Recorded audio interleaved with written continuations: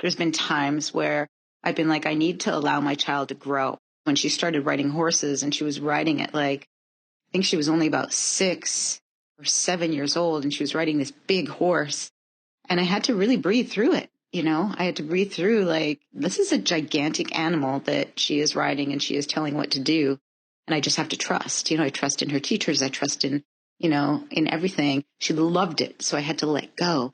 But there was this one day where she was on the horse was cantering, and then the horse suddenly, like a little dust storm filled up right in front of the horse, this just like little tornado of dust. And the horse freaked out and started running around in circles. And Willow was literally on her side, like it was like a circus trick. She was holding onto the reins, but she was completely like on her side. And then she got up, and then she was totally fine.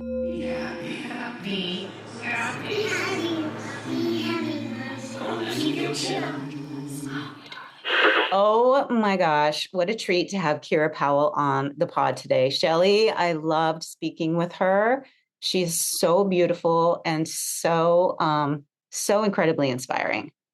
Yeah, and the journey of how when she was explaining her journey about how she got here, and I love, she said these 3 words. She said, bravery, healing, and create. And she used those 3 words back to back. And I thought that was such a great snippet of like, how she talks about her journey and what, she did to actually get her. And she created this beautiful film called Best Eyes that was based on her childhood, or influenced a lot by her childhood and her relationship with her mother. And she's working on 2 more features, and we're so excited to see what's next for Kira, because talking to someone who is talking about their creativity and being so honest, radically honest, as we like to say, that, really is important to see that work out there, because, so much of what we see is, not really having these real conversations about what happens in relationships, in families, intergenerationally. And she's just amazing. I mean, she's an award-winning NAACP Image Award-nominated writer, director. I mean, incredible creations. And we're just so lucky to have her today. Yes, an immigrant mother. She talks about her relationship with her mother and how she's still inspired by her mother every day. And she talks about how, which is really good for our listening moms out there, about, her advice as to how to let go of your child. That was like, that one really hit me. I was like, oof. But in order for them to really discover themselves. So yeah, listeners, I think you're going to really enjoy this one. So let's dive in. I don't really have like a one like genre lane. I like to just tackle this whole like the themes that I'm into like in different ways. And they can go in whichever genre. But it's like fun to like play with different kinds of ways of telling this message and sharing the message. Yeah. Well, how does that work? If you're writing something, let's say you write something, how does that work? If you write something and you have your spine of the work and you know what it is, it's it's a deep character building and all of this stuff. And then you have the film. How do you know how to categorize that? Like, do you talk to, who has the, the rights to your film, or how does that work? I mean, it starts with like my imagination, really. But usually there's like a tone, like I feel it, like I imagine like the film in my head as I'm writing it. And that's where it like starts to like build a tone. And I'm like, okay, this is heading like in this direction. Like, do I want to push it more horror, or like maybe a little bit more drama? But I think like as I'm writing, I'm like setting the tone there. But before, I have like an idea of what I want to do. And it can fit like with psychological horror, it can easily, there's like a line, it's like on the edge of like drama and horror. So I can write it a little bit more like dramatic or more into the horror lane. And just depends on like, what I feel like serves the story best. I love that. The tone. Get a tone. Yeah. It sounds so creative. Yeah, it's just like, and it really is like in my head Yeah. first, like the idea, because every Yeah. idea like has like a tone to it, you know? Right.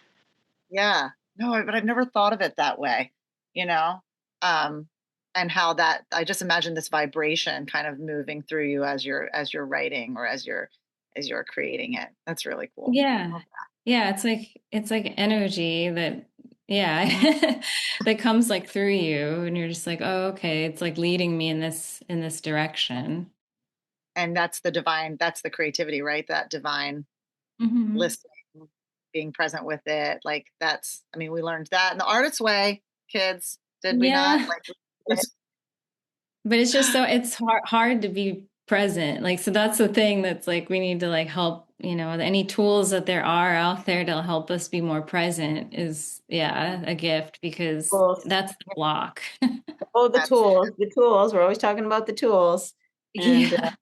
not easy to keep the tools every day. And every day is just like one day at a time. Okay, let's just apply these tools. Some days my tools are like in that box and it's locked up. I'm like, I do not want to do any of those tools today. I'm going to be a rebel. And then the next day I'll be like, okay, I'll open the toolbox. Here we go. Because I know what to do. And I'm a creative and I'm a mom. And I know what to do in order to vibrate at that level where the creativity comes in and everything falls into place. I know what to do. It's just hard to motivate sometimes. I mean, so kudos to you. And also kudos to your radical honesty, which I'm quoting from Lauren Cox, who we interviewed last week. She talked about radical honesty, and your honest approach to everything is very brave. And yeah. I think it's very inspiring. That takes bravery, and bravery takes confidence, and confidence takes self-love and self-care. So it all goes back to that toolbox, right? Yeah. Yeah, self-love, like that's definitely something that, yeah, I had to like dedicate time and to heal and once, you know, I had pure self-love, I was able to like just share and be brave about it because you know, I knew it was like nothing is like my fault and not seeing myself a certain way, like in a negative light. And when you fill yourself with like love and light, then like you're just like free yourself to like create and to share. And like a lot of the like being honest kind of thing for me, like started with acting. Like really that's like my foundation. And in acting, like you have to be truthful. And the whole training and the tools are for you to be truthful in imaginary circumstances. Did you So you're study never like, Meisner, by the way? Are you like a yes. Meisner, like Uta I mean, I Hagen? studied different ones, but yeah, I studied Meisner. That was like Or my is Meisner foundation. your favorite? Is that where you like I mean, resonate? there's like, yeah, exercises that like the repetition exercise. I feel Can we like repeat, Kira? Should we just sit here and can, do repeat just to confirm? um, that it can get really deep, like the Yeah. certain repetition exercises because you're like just being your honest, truthful self and like allowing somebody to see you so deeply for who you are. And then you seeing them. And it can be scary to like really be seen and to see someone.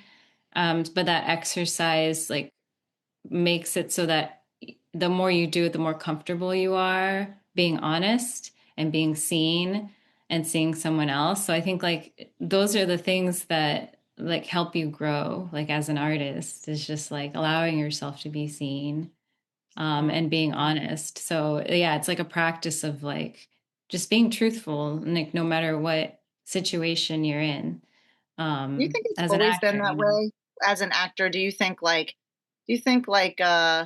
you know, Clark Gable was like, I'm really my true self. Like, do you think these people, these actors back in like early Hollywood were honest at all? Do you think Joan Crawford was honest? Like, I look back and I'm just like, that was so just glitz and glamour. And Uh-huh.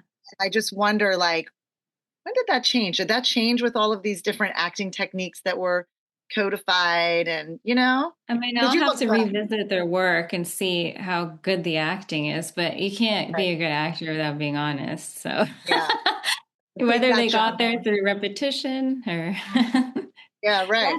Yeah. that is the beauty of the arts, and that is the beauty of, acting. And, Kelly Park suggested for me when I was talking about my daughter who doesn't want to take acting classes, but she wants to create her own content and do her own thing. And Kelly was like, get her to the groundlings, get her to see creating on the spot. And it was a really good piece of advice. So with that, I want to ask you, for our listeners, who are moms who are curious about, you know, um, who are inspired by your journey and who are like, I think that my child would really love to be like that.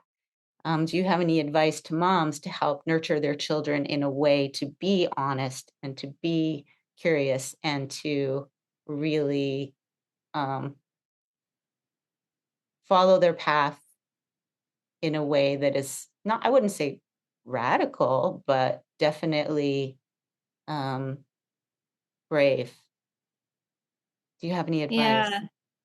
I think it's difficult as a mom to like let go Right, because it's like, right, I mean, I can imagine just and I think like that's like a big part of it, like as an artist you have to be like independent thinker and right. an independent and for bravery to set you have to like do it on your own, like you can't like really be like holding your mom's hand the whole time. So I think Right. just like instilling those kinds of like, yeah, like self-love, independence, and in creative thinking, that's their own thoughts. I think that's like really important. Some relationships, yeah, like my mom and I, like we're like so close, and it's healthy to give some space. Right. And that's, yeah, like what my work also deals with. It's just like you can be like two, like separate and independent and still, have that same like strong love, but like detaching is healthy. And that's what Well, enables the children to, be able to create, because you Mm. can't if you're like, you know, oh, that is so detached. profound. I love that. Thank you. We don't talk about a lot of that on the podcast about letting go, because for moms, Yeah. it's really hard for us to let go, and we want the best for our kids. You know what I mean? Mm-hmm.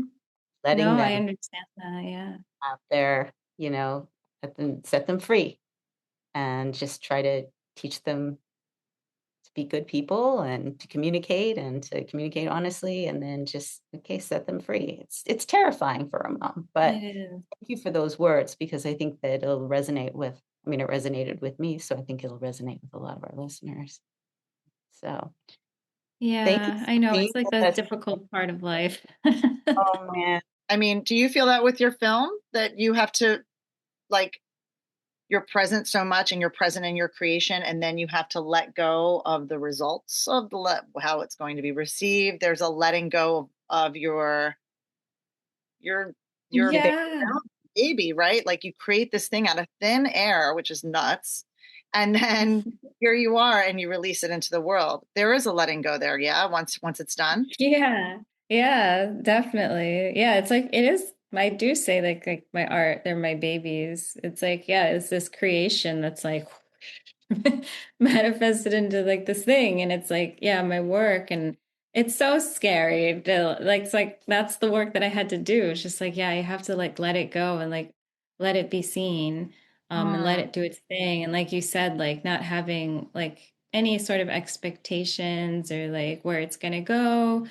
You just have to be present with it and just see where it goes. And it can like, yeah, be really exciting, and just to like not have to like have that kind of, you're planning like where it's going to go.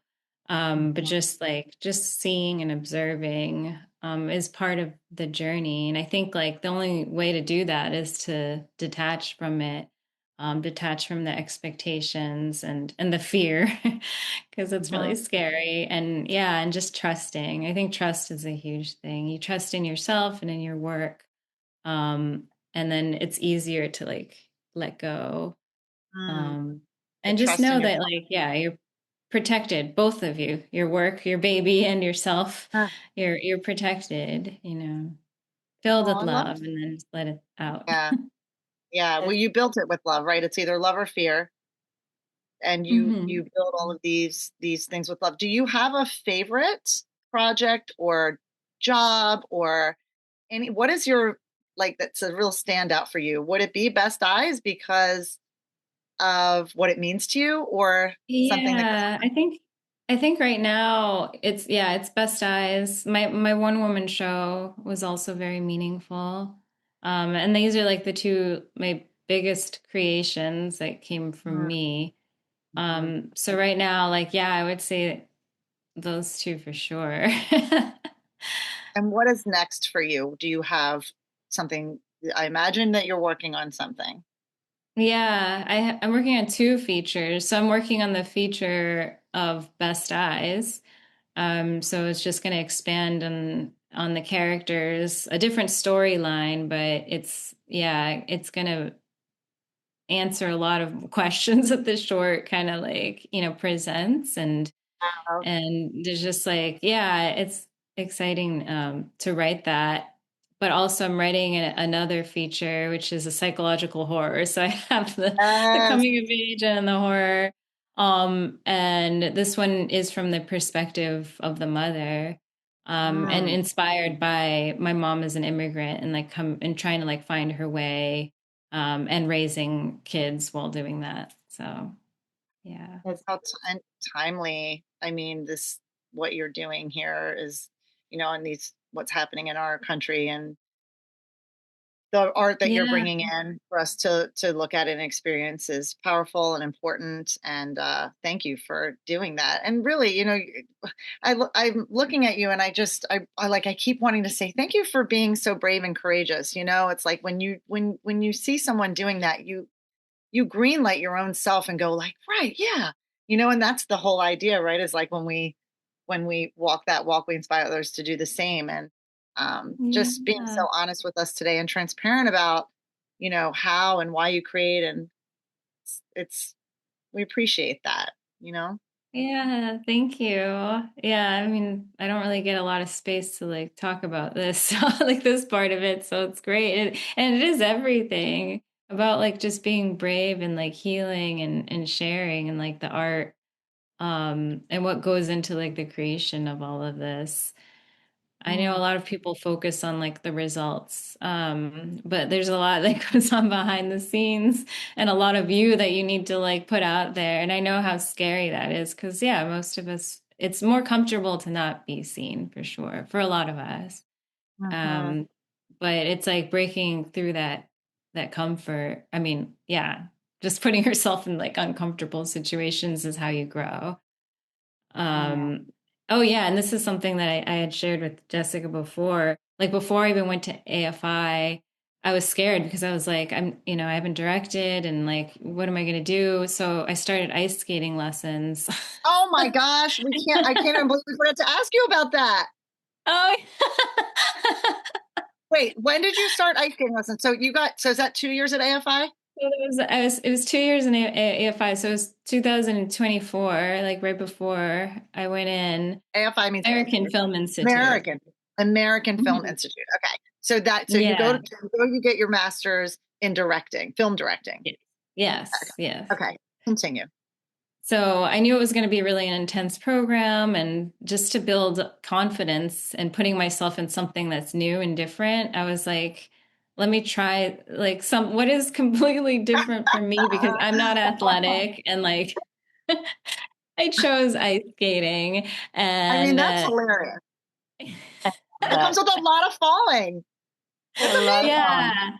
Yeah, it was pretty Wow. scary. Even though like I mean I did ice skate a couple of times as a kid because I'm from Boston and it was just Mm, there like, in the winters, but I wasn't yeah. like I definitely wasn't an ice skater and I don't consider myself like, yeah, I'm not athletic. I don't do sports and stuff and I'm very much always like either like writing, acting, and music. So what is something different? So I chose ice skating and started taking lessons at Burbank.